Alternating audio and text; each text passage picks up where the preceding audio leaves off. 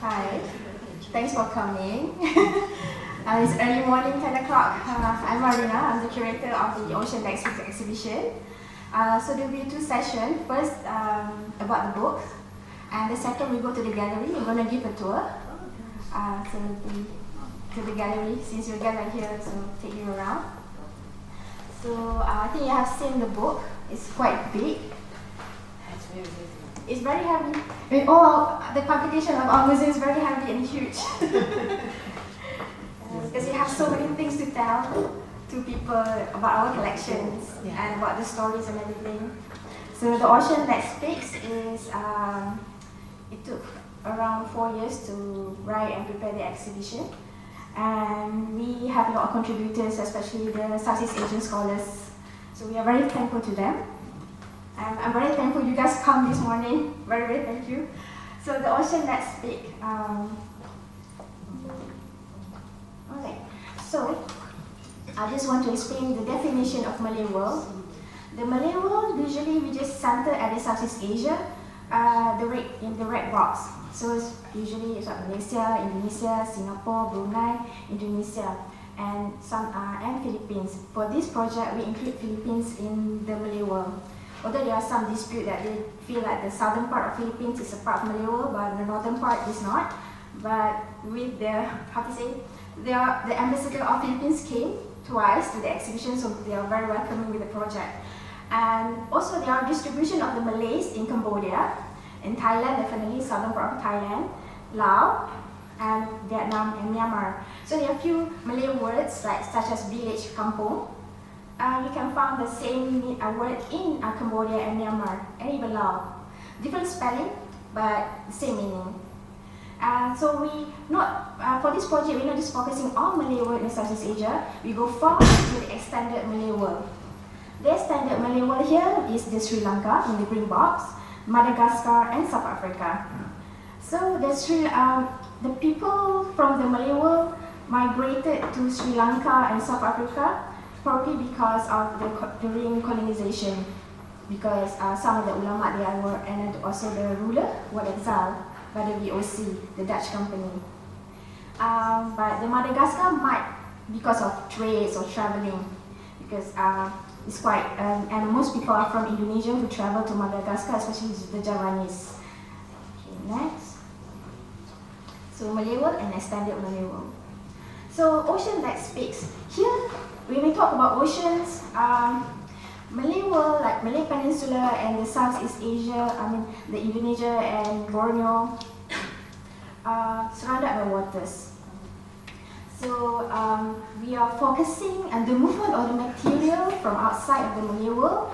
They came through Bay of Bengal, Indian Ocean, Southeast Asia, South China Sea, and riverine waterways, the Straits of Malacca, and many seas such as the Java Sea.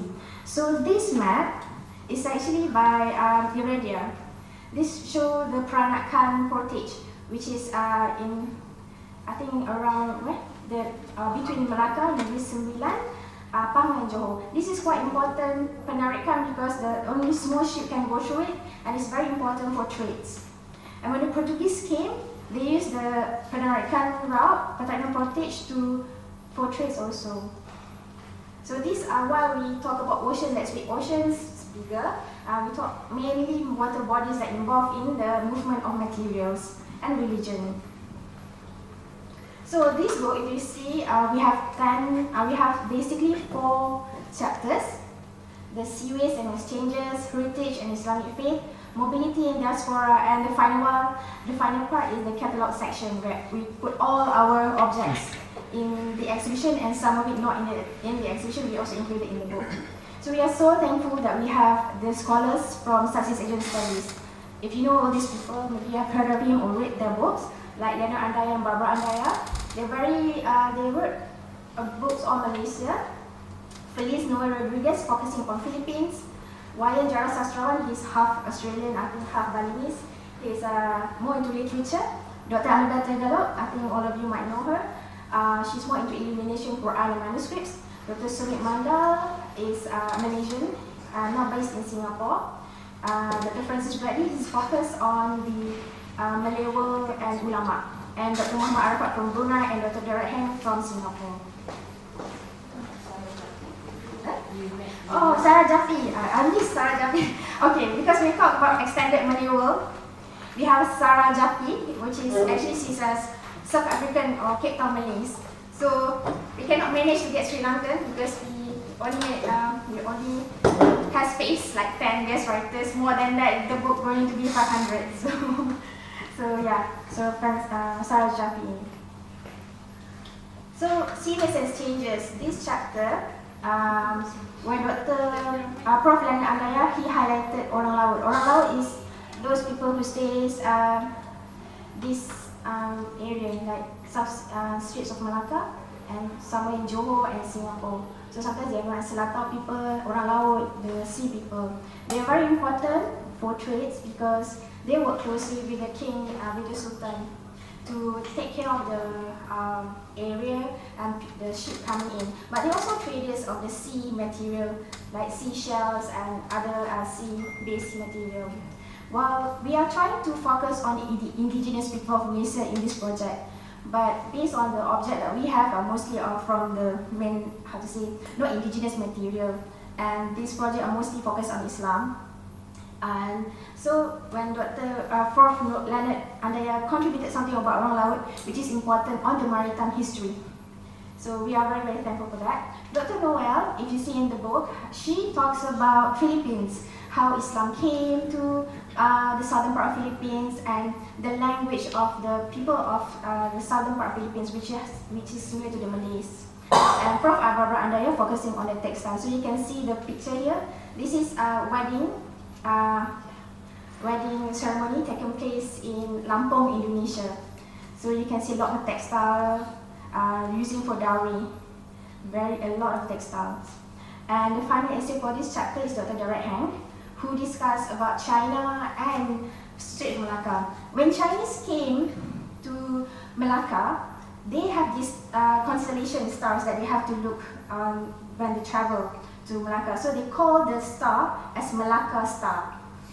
But when Malacca declined, when Portuguese conquered the place, they refer to the Malacca star as they want to come to other places in the Southeast Asia. So that is the name Malacca star. Doesn't mean they have to go to Malacca, but they have to go to Indonesia. They will still see the Malacca star. So the next chapter, series, this is the Orang Laut.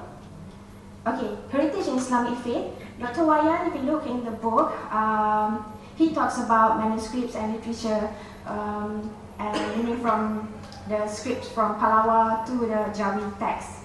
And Dr. Annabelle, she discussed about Kitab Maulid. This is Kitab Maulid from Philippines. So she talks about the transmission because this is from all Islamic world. When you become Muslim, they transfer the knowledge to the Malay world. And also the illumination are actually indigenous way of illuminating manuscripts. So the third part is mobility and diaspora. So Dr. Sumit Mandal article in the book, he highlighted Hikayat Perintah Negeri Benggala. So when the steamship technology came in, people start moving out easily.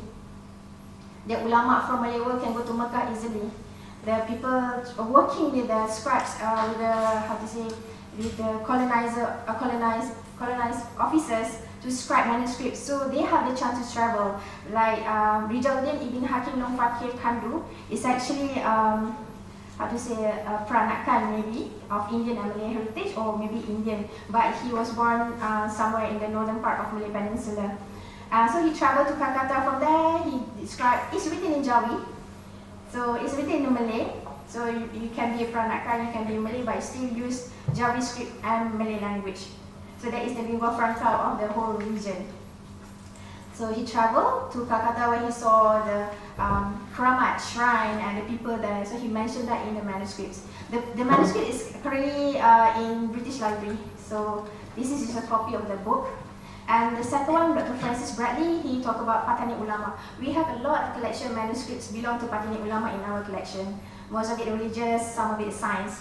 So Dr. Francis studied that manuscripts, so in his writings. Well, the third one is Dr. Sarah Jaffi. So we are lucky to have her, that she can cover something about Sri Lanka because she's originated as a Cape Town Malay. And the fourth one is Dr. Muhammad Arafat. Because of the steamship, people are migrating. The political situation in other places was stable, so they come to Malay world to start a new life. For example, Sheikh Haji Muhammad Sa'in Al-Hijazi, so he's from Saudi, if I'm not mistaken, who came to Brunei and then start a family, selling textiles, and then open a restaurant. So these are the 3 chapters. So it's cover historical, social, and other material. So this is the chapter 4, remapping roots and boundaries. When people came to Malay world, they try to find the spice. That is the key. They come here to find the spice. So the first person who came here is actually the Portuguese. When they came and they find Malacca, of course, and then later on, the Dutch heard about the spice trades, and they try their best to come to the Malay world. They try to find Maluku, this Sulawesi, this area, but they fail. So they try to steal the Portuguese map in order to come here, but they cannot.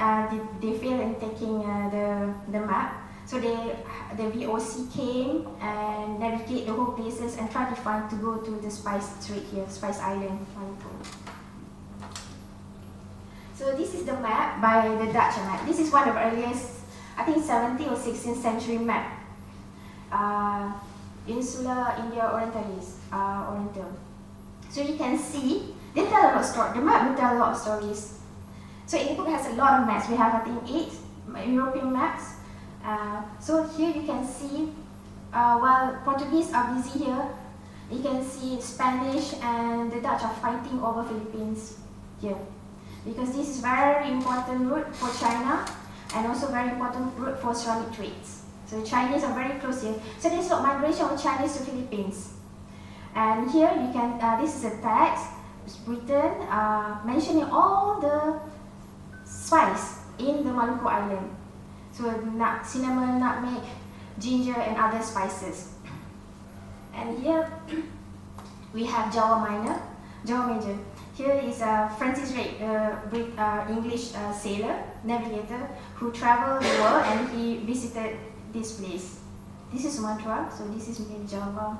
And this is the Peranakan portage or Peranakan route, where where it's very important route between Malacca, and this is Pahang, this is Johor. So this is the place where people travel to trade. So it's crossing the peninsula. It's very fast to South China Sea here. So you don't have to go over straight to Malacca, go to Singapore, go to here. You can just go straight here to straight to Malacca, South China Sea. So this is the South China Sea. And when we talk about mapping, we have Ottoman treaties in the gallery as well. So when Islam came, I think around maybe 13th century, like we know, okay, but it's not the exact date, much come earlier. Because people earlier came for trades, like 9th century when China during Tang Dynasty having trouble, like rebellion. So the traders from China and the traders from Siraf, which is in Persia, came to the Straits of Malacca, which is Kala, probably Kedah, to trade. So that is the point. And they also have to travel to Ottoman for fresh water, and even Penang for fresh water, to get fresh water. So because of the trades as well, and there's a lot of manuscripts from the Middle East, from Persia texts and Arabic texts that mention about this place. So, for example, there's a story in the beginning. There's most of it a legend, sort of like the people of the Malay world or Southeast Asia could fly, and we have civet that could fly, and we have things that, but how to say, all this imagination, but they always mention the spices. They always mention camphor. The camphor is very important for trades. And even 13th century medical book by Ibn Jazlah, we don't have it here. Ibn Jazlah mentioned the use of camphor. Camphor is a very important thing for medicine, in Arabic medicine. And there are 3 main places in Sumatra that he mentioned in the text, which is Fansur, Rihani, and I don't remember the other one. But Fansur which is northern part of Sumatra, which is near Aceh, which is up North Sumatra. So because of trade also, the knowledge, in Islam world, there's a knowledge distribution. So for example, this Ottoman treatise highlighted 3 important places, important port city, which is Skala, located at the Straits of Malacca, the Malay Peninsula, Fansur in Sumatra and Java. And they, in the book, mention how to reach these places. What is the latitude, what is the longitude. So when they write geographical treatises, the Islamic stuff, or the Islamic manuscripts, they will took it from other resources. This is how they do, and they compile everything. Might be some of them never travel to this region, but they will compile everything because the importance of these places as trade port cities. So this is something about the map. So when Islam came, we convert to Islam majority, but we also going through a transition period of scripts. So we have the Indic script to Jawi that nowadays that we know. So this example is the earliest Malay world manuscript script. So we have the earliest Malay manuscripts, which is written in Kawi, if I'm not mistaken, the Tanjung Tanah Court of Law. So this manuscript still exists until today in Kerinci, Sumatra, and you can refer to Prof. Ulrich Kozok, who translated the whole pages of the text. And the next one is Laguna copper plate inscription. This one will be highlighted by Dr. Noel in the book, which is discovered in the Philippines. So both texts written in Pahlavi, written in Indic script, but the language is Malay. The language is Malay, so just the spelling, the writing style is not. So later on, we went through like transition period. This is one example of the Pangkalan Kompas and Iskawi inscription. So you can see the top here, Bismillahirrahmanirrahim. This which is written in Arabic, and the rest is written in Kawi, which is, I don't remember the content, but you can refer to this paper. I think something about Majanus tombstone. And here you can see all in Arabic and Jawi script. So you can see the style of calligraphy. The style of calligraphy, even though it's Kawi and Arabic, sort of similar.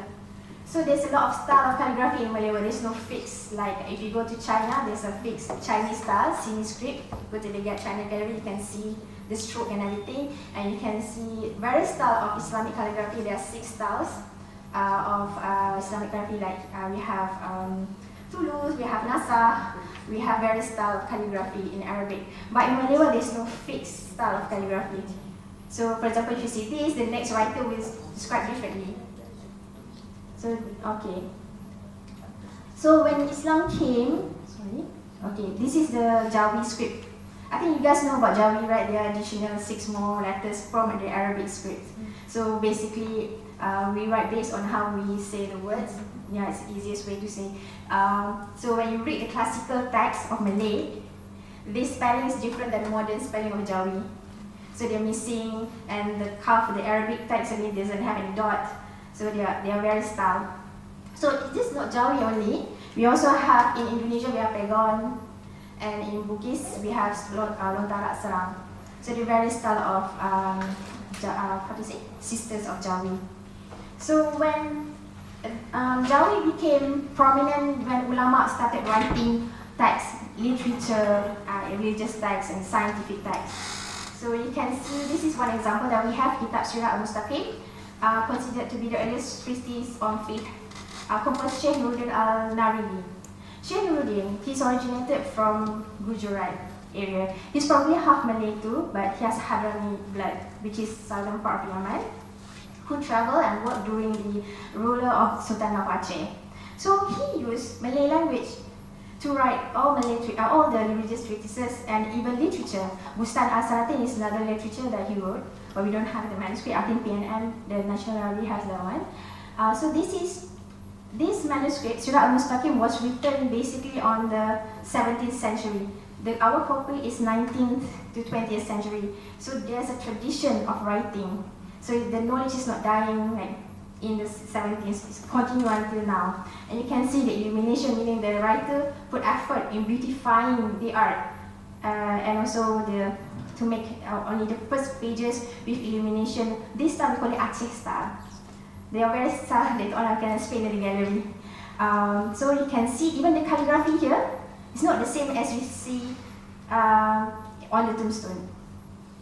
Because you're already knowledgeable in writing, make it more beautiful because you're very style.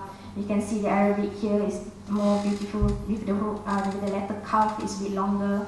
So this is how people learn and implement in their writings. So another important work that we have in this book and also in the exhibition is the work of Sheikh Daud Al-Fatani. This is where Dr. Francis Bradley, one of the guest writer, highlighted his work. So you can see tradition of writing as well. Sheikh Daud Al-Fatani, he migrated to Mecca. From there, he opened like a school. It's not really a school, like a learning center for people to come, those who went for Hajj and those who went to learn religious language. And there he teach in Jawi and Malay. So during this time, it is in Mecca and Medina was probably under the Ottoman, so it's not under Saudi yet. So the Malay language is blossoming in Mecca, blossoming in Hijaz. So there's a lot of manuscripts even until now. The printed manuscripts in Jawi is in Cairo and also in Mecca. So this is Sulam al-Muqtadi. It's a religious script, basically written in 19th century. So this copy was written in 19th century. Most of our manuscripts 19th, 20th century. So the paper that they use are usually European papers. So when you see the watermark, you can find seal of the European seal of lion and or moon faces. So some paper from the Dutch, some paper from Italy. So this is by tughra. He's a very famous figure in Malay world, especially Malay Peninsula. This is his colophon that mentioning he's from Negeri Kelaba, Kampung Beris, probably from the East Coast, up north East Coast. Okay, when people travel to Mecca, they also brought back the knowledge and illumination style of the one that is in other part of the Islamic world. How to say, those people from Malay world study religious. They are not just study religious, they also study calligraphy, illumination. So, yeah, welcome. Okay. So you can see here, this is what we call Dalai al-Harat. It's actually a religious prayer book of Prophet Muhammad. This is from Terengganu. This illumination comes from Terengganu, while this illumination comes from the Ottoman. But you can see the transmission of knowledge. You can see the same thing, the same book, came with the same style of illustration. You can see Kaabah in the middle here. This is the Kaabah. And this is the garden of the Prophet, the Makam or the tombstone, the tomb of the Prophet. There are 1, 2, 3 Prophet and his 2 companions, Sayyidina Abu Bakar and Sayyidina Uthman, if I'm not mistaken. And this one also the same thing here, the tomb of Prophet Muhammad and his 2 companions. This is the garden of Fatima, and this also the garden of Fatima. So there's tradition of illustration, but the people of Terengganu, this person who made this, implemented their own traditional culture. You can see all this gunungan, the mountain-like structure here and here. And this is what Terengganu is special for. If you go to Terengganu, all the palaces, they have this type of wood carvings.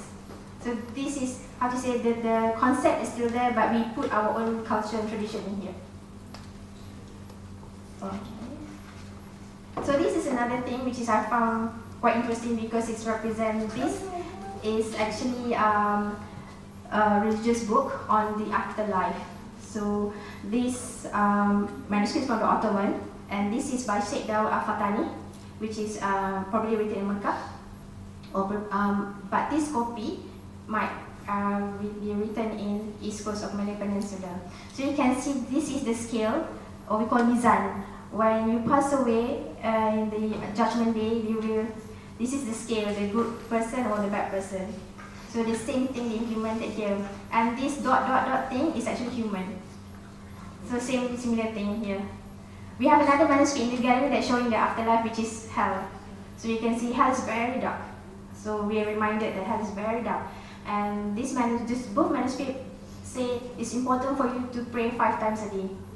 So in order to go to heaven, one of the key, you have to pray 5 times a day. So this is, we call it Sirat Bridge, that you have to walk during the Judgment Day, and these are the people. So this Sheikh Dawud Al-Fatani really likes the work of Sheikh Sharani. So he copied the illustration, but the text is actually in Malay. Here is in Arabic, this is in Malay. So it's important to write in Malay because most of religions and books, because most people are illiterate in Arabic.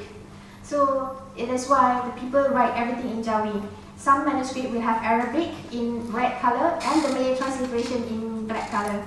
So and sometimes the preface of the book, they will mention, I wrote this because my brother doesn't understand Arabic. He requested to write in Jawi.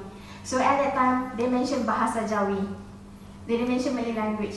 So they mentioned Bahasa Jawi, meaning Jawi language, people of the Malay world. So that's why most of the manuscripts are written in Malay language. So another important thing when it comes to Islamic art is the Quran. So that's why we have a lot of Quran from various dynasties in the gallery, Quran gallery. And one of the Quran is from the Malay world here, from Terengganu. And this one is from Patani. And not all Quran has gold illumination here. Gold illumination. Only those reserved for the rulers, mostly.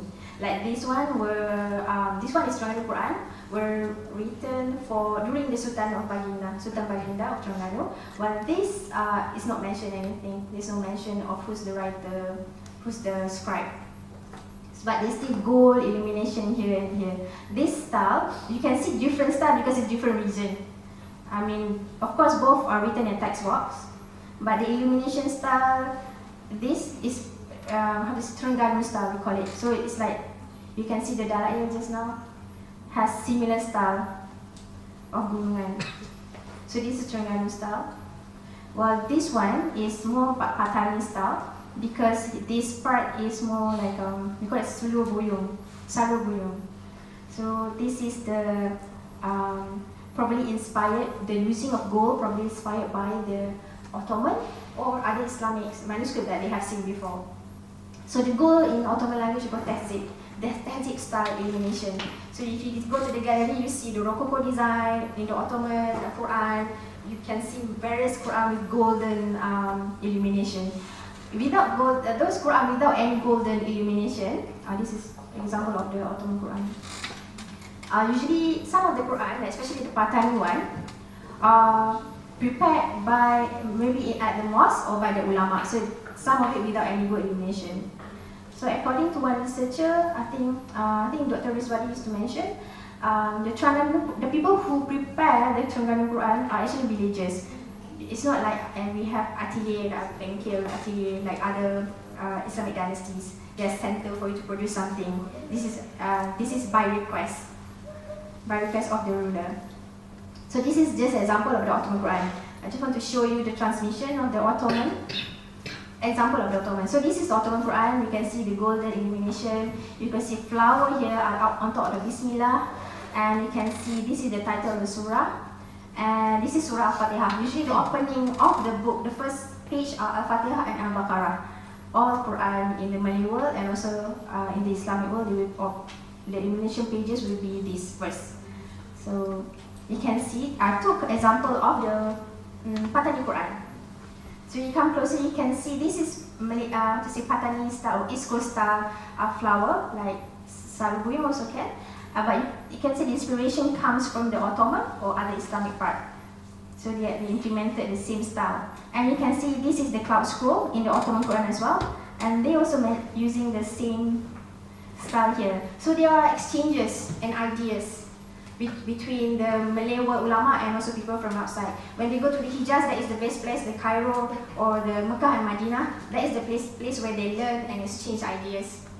And some of the Quran from the Ottoman Empire came to Malay world by request, and sometimes they give it as a gift. So from there they might get also the idea to beautifying the illumination of the Malay world Quran. So another important thing when you look at the Quran, when you go to the gallery, you cannot see the binding, even because it's actually on the first page, right? So I'm not sure whether this is clear. This is a cover of Java